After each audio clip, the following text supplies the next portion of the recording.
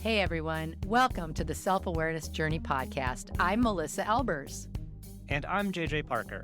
This podcast is for seekers of happiness, joy, and a centered approach to success in life. Seekers of their true, authentic selves. Get ready for some real talk on everything from anxiety, emotions, and habits to love, compassion, and forgiveness. We know you'll be challenged and enlightened by this conversation, and we're so glad you're here. Let's dive in. JJ, I know you usually start us off on podcasts, but I was so compelled by this topic that I would like to start our conversation today. Awesome. How's that? Doesn't that throw you for a major loop?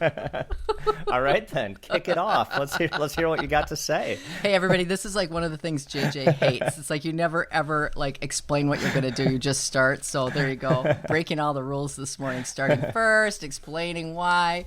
Now, here's the deal. So yesterday I had a client conversation, and it was really a moving and breakthrough conversation. And it was based on this whole idea of having certain feelings about things and then feeling bad about it, like doing certain things and then feeling bad about it. And what we got to is this whole idea of having a difficult time if you're like someone who's very giving, or you give of yourself too much or whatever, that you lose your perspective on when you've given enough or when you've done enough. Or that no longer works. And I just started to think about that, and I realized in the last week I've had the same conversation at least 3 times in very different perspectives. So I would like to get your thoughts on what it's like to have boundaries or create boundaries for yourself in your relationships. Well, that's a good topic because, like, we've been... you and I have been talking about boundaries, like for me personally, over the last month or couple months, couple years. Well, yeah. But I think what both you're saying of us. is, I think what you're saying is like it really that resonates with me because I like to do things for people, and I am kind of a doer. Like I just kind of jump into doing. Same. Sometimes though that does not work out very well because I either do things that I don't want to do, but I kind of feel pressure to do them. Whether that was external or internal pressure, it's probably more internal. Or like I'll do something and kind of feel bad that I did it, or then I'll feel taken advantage of, or I'll kind of be resentful that I did the thing even though I wasn't supposed to do the thing. Yeah, exactly. But I do it anyway, and then I kind of quietly stew about it. Yeah. Well, you said something really important at the beginning of what you were just saying, and that is whether it's external or internal, it's probably internal, is what you said.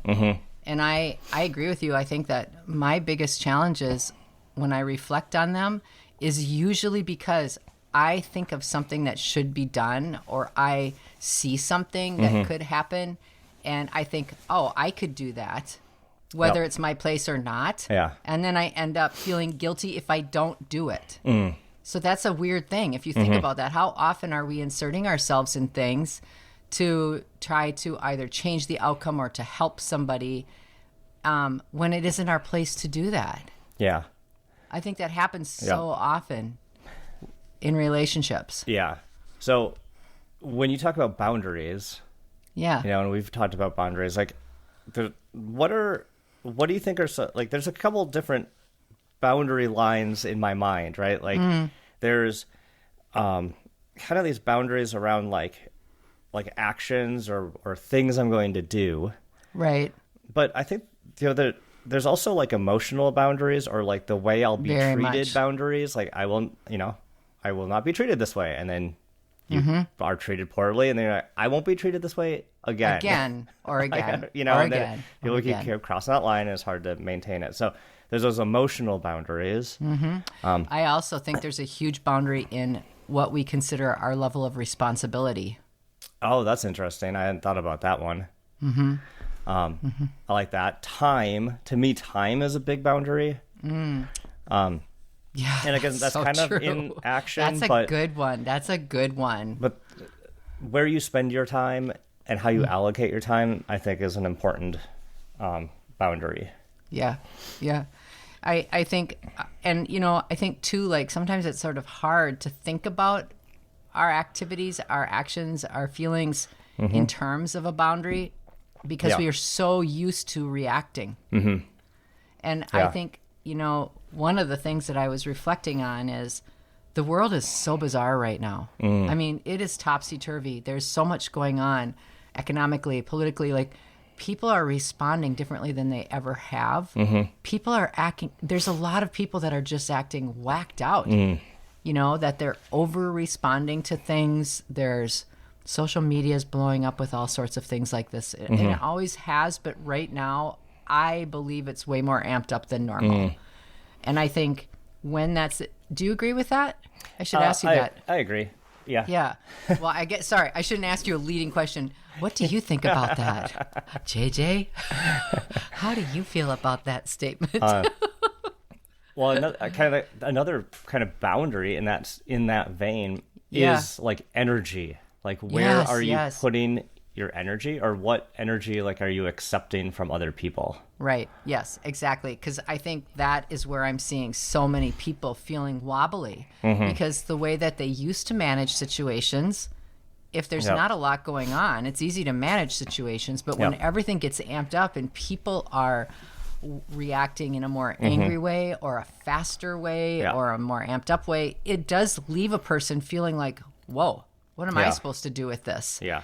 Actually, I see that at work. I actually have a good colleague at work, and sometimes when she gets a little wobbly at work, a little sideways, a little shorter with everyone, and we have a one-on-one, it kind of comes down to her reacting to the state of the world, not the state of her job.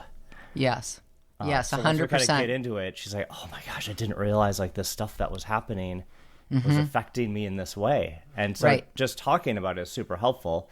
But that's another one of those things where an energy leak over here maybe affects work or relationships or other things in your life. Yeah. I mean, I think it's a really good thing to self-reflect on, and not just once, but frequently, because I think anytime you start to feel that wobble inside of you, that's your chance to stop and go, whoa, something has got me sideways, and I really need to figure out if it is because I am not aware that I am responding or reacting in a way because I've just crashed my boundaries down.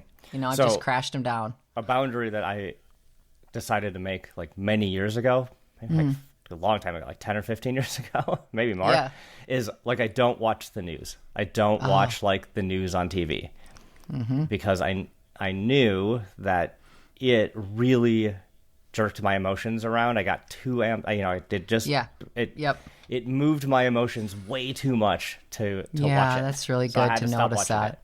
So I've not watched it for a very long time, and even if we're like at a restaurant and it's on, or like I'm at someone's house and it's on, I can just feel the pull of it. I know it's insidious actually. Yeah, and they're not doing 30 minutes of great news. You know what have you know? Well, no, you haven't because you don't watch it anymore. But you know what the national news does now? No idea what's on the news. The national news now does 29 minutes of absolute shit. And then at the end, they say, sorry for swearing, everyone. And at the end, they say, now for your 1 minute of great, like, positive stories. It's like, really? 1 minute? Oh, look, a little birdie in a nest. It's like, I hate everyone. I can't focus on the birdie in the nest. Oh, but I think, there's some of these really obvious things that we're talking about. But I think there are many, many of our own emotions and our own psyche pieces that are so valuable to us that we are giving away when we don't have our boundaries up. And guess what I have? Ha la la. You have a list? I have a list. This list. Here, before you jump into your list, I did do my own little research on this topic. Oh, you did? Yeah. Oh, yay. Before you jump into the list, I found this awesome quote from Brene Brown. I love Brene. Everyone loves a good Brene Brown quote. That's right. So her quote is, daring to set boundaries is about having the courage to love ourselves even when we risk disappointing others. Oh, that's so good. Isn't that a good she quote? amazing? She's just, I don't know. She's a wealth of these quotes. Like they never stop. Yeah. But Yeah. I really like it. Can you read it again? Yep. Can you read it again? Daring to set boundaries is about having the courage to love ourselves even when we risk disappointing others. So I like the idea that setting a boundary, we can feel it, like setting a boundary does take courage. Absolutely. Because for so many of Absolutely. these situations where we have to set a boundary, it's scary. We don't know what's going to happen. We don't know the result. It feels like disappointing others, or it feels like shutting out others. Right? You know what's even worse? It feels like disappointing yourself. It can feel like disappointing yourself. If you set a new boundary. Or it might feel selfish. Like if I set a boundary, I feel selfish. Yeah. Yep. But what a good way to what a good frame around the idea of boundaries. Yeah, I do think it's scary. I think you're right, especially if people are used to you behaving in a certain way. They come to you expecting a certain outcome, and suddenly you're doing something a little different because you have made a choice that it's best if you do, and they don't know what to do with that. Yep. Well, we don't want to get derailed from your list, but that idea right there is if you have not had a boundary around something, issue like your time, the way you're treated, whatever, and you set one, people really don't like that. Like, I always liken that in coaching. I always used to say, and I haven't said it in a long time, but it's sort of like if you have someone in your life that to get them to do something that you want, you make them chocolate chip cookies. And every time you make them chocolate chip cookies, you know what they're going to do. They'll say, oh, thank you so much. Here's your favor in return. And then suddenly one day you just think to yourself, I'm going to switch it up because I'm kind of bored and I want to make peanut butter cookies. And you hand them these peanut butter cookies that they really, truly don't know what to do with it. I mean, it sounds like such a silly example, but it is a very rudimentary way that people do partner with each other all the time. Yeah, there's expectations that all of a sudden they change and they don't know what to do. Yeah, I think there's a lot of human behavior, again, that's really deeply wired in there. And when someone behaves in an expected way, you kind of trust. There's like a trust element there. Yeah, like, that's I know how really they're true. going to respond. So we've got this trust.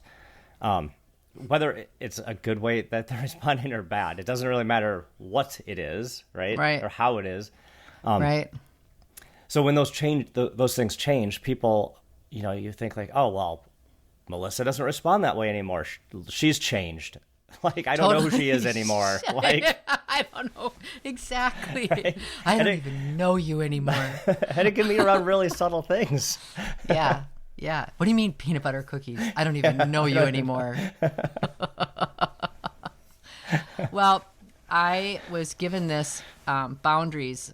It's not actually a list. It's talking about our responsibility within boundaries. And I was given this list by someone that I consider my family. Because, I have a lot of family that I've adopted into my life. And she, too, is dealing with a lot of stuff right now with a sick sibling. And we had this really deep conversation last night about exactly, like, how do you find what your boundary is in a situation like that? Like, you're the only person in a scenario that can help someone. And yet you are being sucked dry by the effort. And so there has to be some sort of boundary in there. And I mean, there's so many human conditions and stories that are exactly in this same vein. It's like you may be the only person or the most logical person to help, but you just can't do everything because you'll be absolutely drained and there's nothing left.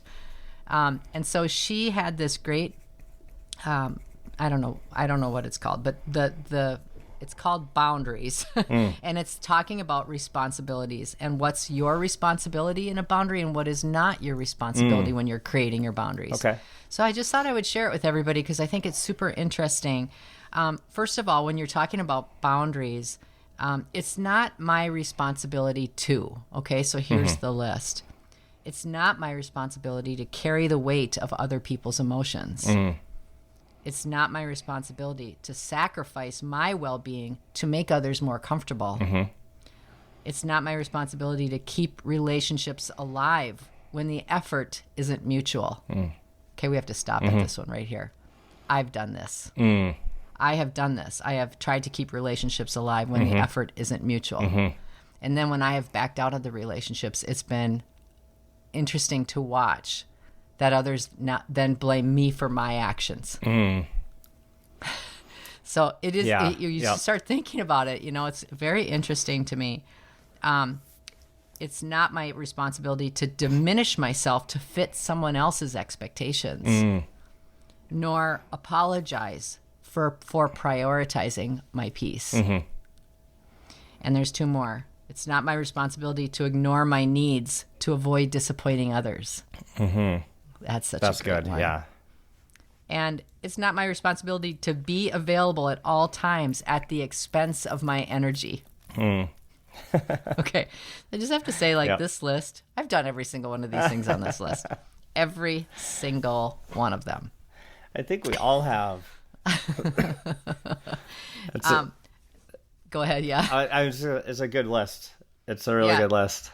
Well, and here, so that's kind of that's sort of the not your responsibility. Yeah. So, but what is your responsibility when you're talking about creating boundaries? And so I have a couple of pieces that's a good here. question. Yeah. And I mean, that's something to think about in your current relationships or any place where you feel there's a drain in your energy field somewhere, right? That's a perfect place for you to stop and go, wait a minute, what is that what this is? Is this a boundary issue that I am creating? Not someone else. Me. Am I doing this? Am I making these expectations for myself even? Or is someone else pushing that on me and I'm assuming that I need to do it because I don't want to cause a ruckus. But here is your responsibility when you're creating your boundaries. Protect my peace, even if it means walking away. It is my responsibility to honor my feelings and trust my intuition. How many times have you and I talked about this? So many times. So many times. Yeah, it's like, as soon as you have that gut instinct, you should just do that. Instead of having your brain go into overload about and override it, how often does our brains override our instinct? Right, all the time. Yeah. Or honor my feelings and trust my intuition. I've seen even in that coaching conversation yesterday, where the person had this really strong intuition or feeling about something, avoided it because they felt guilty. And then looked around to see if other people were judging them or judging the situation harshly as a result of the action being different. And then feeling like their intuition was wrong. But nobody's intuition's ever wrong. It's never wrong. Your gut reaction to things is 98.9% right. Yeah. Okay, so there's a couple more. I'm sorry. So were you going to say something? Keep going. Yeah. I love this. It is my responsibility to set boundaries that reflect my self-worth. Yeah, that one's really good. That. Yep. Yeah, so many times that boundaries get crossed. You're right. It's like you giving away something. Yes. And so that idea that it's your self-worth that you're giving away is a really powerful statement. Yeah. Yeah, and also because that means that you're valuing yourself more than you're valuing how you look to others, right? And that's powerful. That takes exactly what you said. That takes courage to be able to do that. Okay, there's a few more. It is my responsibility to respect my time and energy without guilt. Did I say that? I didn't say that one, did I? Okay. Respect my time and energy without guilt. I feel I work really hard on the time part. I'm very purposeful. I try to be really purposeful about where my time and energy goes. And sometimes that looks like me being a jerk for not doing things that I don't want to do. I don't think it makes you look like being a jerk. Sometimes it makes me feel like a jerk. People want to go do something. I'm like, I'm not going to do that. Especially around social things. Yeah. Oh yeah. So, this sounds super harsh, but in my world, sometimes social things, I don't sometimes like to do. Sometimes I like to do them, but a lot of times I don't like to do them. And I used to just go all like that, JJ. And I used to just go do them out of kind of like the pressure of how it looks or feeling obligated to my friends. But nowadays I'm just like, no, I'm not going to do that. You know, it's interesting. At the beginning of our conversation, when we were sort of talking about the different things that we have boundaries around or could have boundaries around, you said time. Mm-hmm. And you know what's funny? Until that, I hadn't even considered time. I had never even considered time. But it is obviously it's a currency you can't get back. It's like the only currency that you can't get, one of the only things that you can't get back. It's like the most finite resource we have on the planet. Right, exactly. And I also like that part, by the way, where it says without guilt. Mm-hmm. That's the key part. That's the whole key part right there. That's the hard part. Yeah. Okay, 3 more. It is my responsibility as it relates to boundaries to say no without needing to justify it. Yeah. No, I can't go out tonight because I have to do laundry. Do you really have to do laundry? No, I can't go out tonight. I have to brush the dog's teeth. Yeah. We do this night once a month. Every time. Saturday night at 7 p.m. is when I brush the dog's teeth. I feel like this is a really common one because everybody always feels like they have to backfill the quiet space after you say no with all the excuses. Mm-hmm. And then you end up not feeling good because a lot of times you have to lie. Oh, yeah. That's exactly what I was going to say. Most of the time, those are like either pretty stretches of the truth or straight up lies.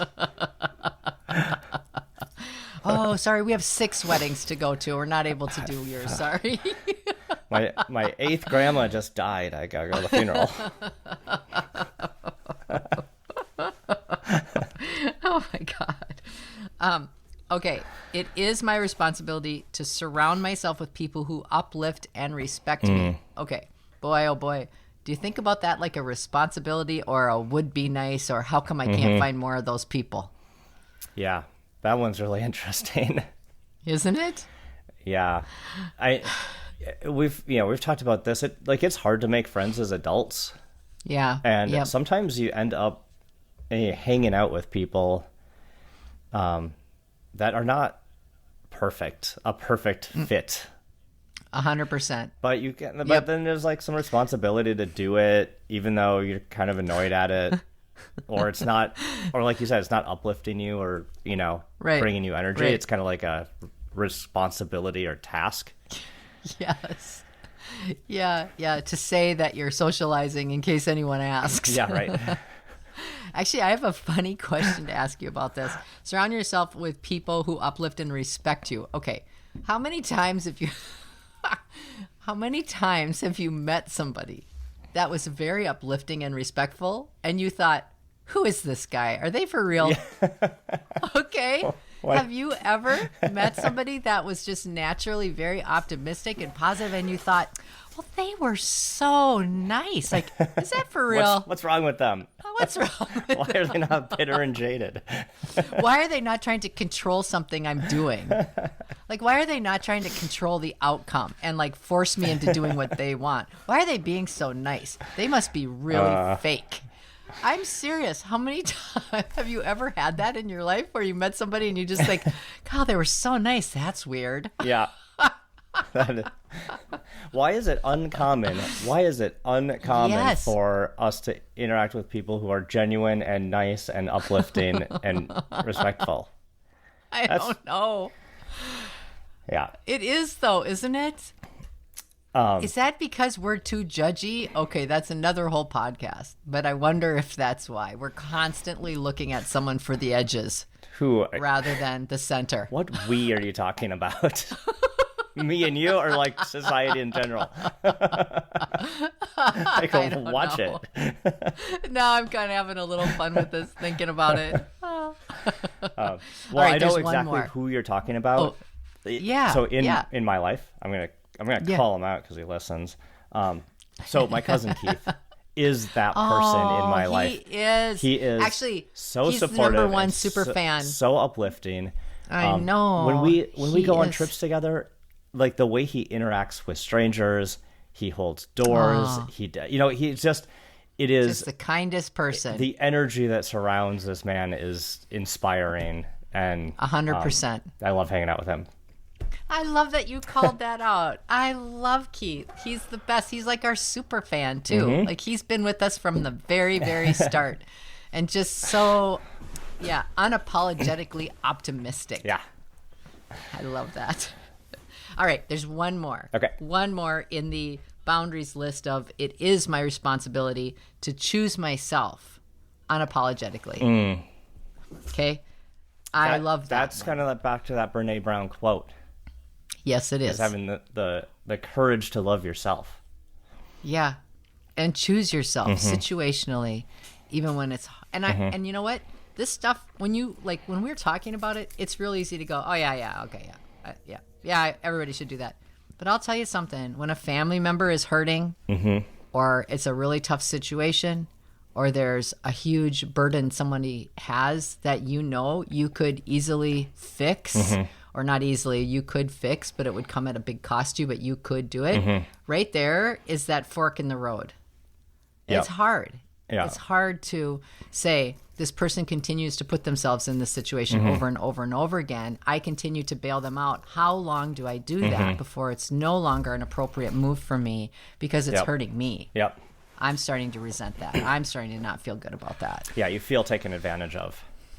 Right. Yeah. Precisely. Yeah. Yeah. So anyway, so that's the list. I thought you would really appreciate my preparation. So a couple questions for you. Yes. So let's talk about when someone crosses the boundary and how you react to it. Because we've talked a lot about what are the boundaries, setting boundaries, what to do and what to not do a little bit. But it's once you establish a boundary, and you do hold to it, my observation is that can be good for a while. And then what happens after maybe a couple years, you kind of start relaxing it a little bit. You don't hold so hard to that edge. Yeah. And then and lo and behold, guess what happens? Someone crosses that boundary again, and it's hurtful. And you snap, then you go into this little bit of regret, like, oh, why did I let that person back in? Why did I let them treat me like that again? Why did I, go back to a state of many years ago when I had to make that boundary? So I've seen people do this around like family relationships, me too. Work stuff. Like there's a little backslide sometimes, and that feels really bad. Yeah, I totally agree with you. And I too have done that. It's just like, and I think you kind of like give up your guard for a moment because you just think, it takes a certain amount of energy to keep this boundary all the time. That's a really good way to put it. It takes energy to keep that boundary up. It's like a little force field that you have to keep energized. And then when you let it down a little bit and you expect like, oh, maybe after so many years, this boundary will be clear to other people. I don't and it just gets crossed years. Again. It always feels like such a, I don't know, it feels like it's a letdown. Let down, you're taken advantage of, you're like, I can't believe I let that happen again. Yeah, so isn't that interesting? So you don't look at the other person for breaking the boundary, you look at yourself negatively because the boundaries come down. Yep. So there you're judging yourself. Like that's exactly the pattern. Isn't that interesting to be aware of? It's like we don't beat other people up for breaking our boundaries that we have set and they know. We beat ourselves up. And that's that cycle. That's a vicious cycle of not caring for yourself. Because it feels unpopular. Yeah. I don't know. But I'll tell you what, like in my experience, when I have boundaries that I'm aware of, when I've been very aware of, I used to do that. I used to create the boundaries without saying it. I would just start acting different because it was super uncomfortable. I wanted to talk to you about how do we actually start setting some boundaries, because that's much more tactical. Like, okay, I've got someone, they're treating me in a certain way. I don't want to be treated like that anymore. How do I start? What's Yeah. the first step? I'd love to hear how you start, but I know how I start because I've been kind of thinking about this. The way that I start is to, in my own heart and mind, identify what the actual pattern is that I want to create a boundary about. Like you have to be pretty clear about that, and that actually doesn't just naturally happen. You have to think it through because sometimes you've layered it with so many other pieces that you can't even actually see the core piece. I really believe that, and I think it takes a little bit to get there. So the first thing is really clearly identifying what is it that's being broken and what is it that's upsetting you. That's the first thing I do. What's the first thing you do? That's a good question. Yeah. I should have thought about that a little bit more. Well, okay. I'm looking for tips here. What are you talking about? Well, okay. So let's just. You're right. To me, it's like you've got. Sometimes it takes a while. This is the thing that I've noticed. You might have like, for me, like my past business partner relationship, I've got like a lot of. There are a lot of cycles on this sort of thing, but for a long time, it was like I wasn't really sure why I would act in a certain way. So exactly what would happen is like I would feel taken advantage of, then but I wouldn't really realize how much it was affecting me, and then it would come out like in other ways in my life, like I'd jump into other projects that weren't work related because I wanted to ignore what was happening at work. Or I focused on something at my house, or I would do other things that weren't really addressing the issue. So I would say my go-to move when boundaries get crossed is probably to ignore it or get distracted. But noticing my pattern is like, oh, okay, when I'm avoiding something, that's the thing I need to move towards. Yeah, that's really good. That's really good. So once I realize that's really good. Then I can figure out like, okay, what is the thing why am I avoiding that? And then I can kind of dial in.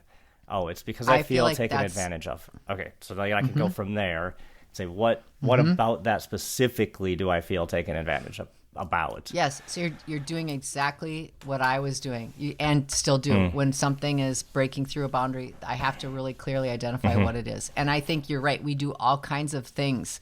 We do all these actions and we create these crazy things just to avoid getting to the core because we're scared of that. We're scared of what it's going to tell us. But it's so funny because once you really get to the core, you're like, oh, wait a minute.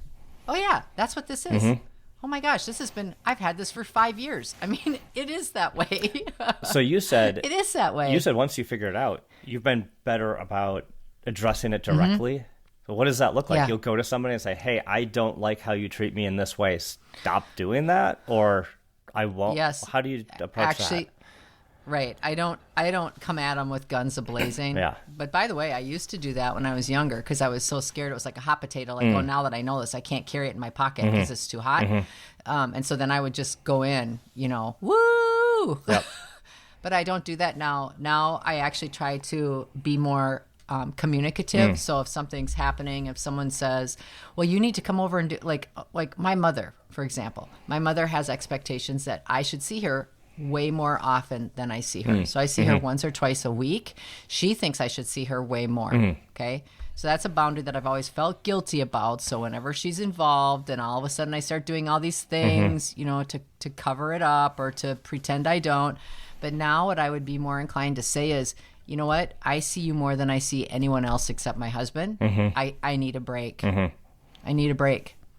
And I don't feel guilty about that because I don't say it in a way that it's against her. I'm saying it as pro me. Like, this is what I need to do. I'm really tired this week. So I'm taking a break. I'm not doing anything. I don't feel guilty about that. That's awesome. But that's new. Yeah, your guns a-blazing response when you were younger, I think is such a common response, right? Because when a boundary gets crossed, it usually triggers kind of a high emotion situation. You feel really bad, and you counteract that with kind of in a high emotion state, lashing out at the other person, and it actually probably causes kind of a vicious cycle, or at least at the end, the net just feels bad all around. Because you might feel bad, like you lashed out at somebody, right? And then Yeah, it's so just, it adds it's just all that sorts of shame spiral that happens. Yeah. So I just feel like it's much easier to just advocate for self in a way that doesn't have a lot of negative energy around it, but it's just, I really need this for me. And your example with your mom is such a great example because what she wants is to see you more. You aren't saying, I don't ever want to see you, but I have to have a limit on it. If she pushed you too hard on that, you would burn out and she would get the opposite of what she actually wants, right? Because eventually you just snap. Which we've had. And you'd be like, fine, I'm out. I'm done. Yep. Now my boundaries. See you in a month. Yeah, exactly. Now my boundaries a month, once a month. That's what, take that. But that's happened. Take that.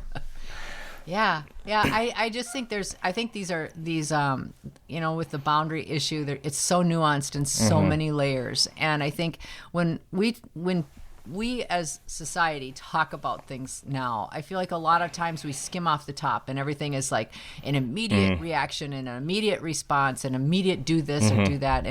But these are really subtle human nature things. And I think sitting with them and going deeper in is the way to find your centered space, not to go outside of yourself, and push and try to be a warrior all the time. Yep. And like we've said so many times, it's like this self-care stuff. Self-care is not selfish, right? And these boundaries are not selfish. And again, in your example, you're actually serving your mom better by having boundaries. And so you can actually be in partnership with people. You can actually support them better if you have boundaries, because if you give too much of yourself to too many things and let those boundaries get crossed, you're not going to have anything left. Exactly. Yeah. Really, really good. Did you enjoy this episode? Please go to your favorite podcast platform to subscribe, rate, and leave a review so others can discover it as well. Growing self-awareness is a lifelong journey, and it's better when we're all in it together. Please think of someone you know who could benefit from hearing today's conversation and share this episode with them. We can't thank you enough for listening. Until next time, happy exploring.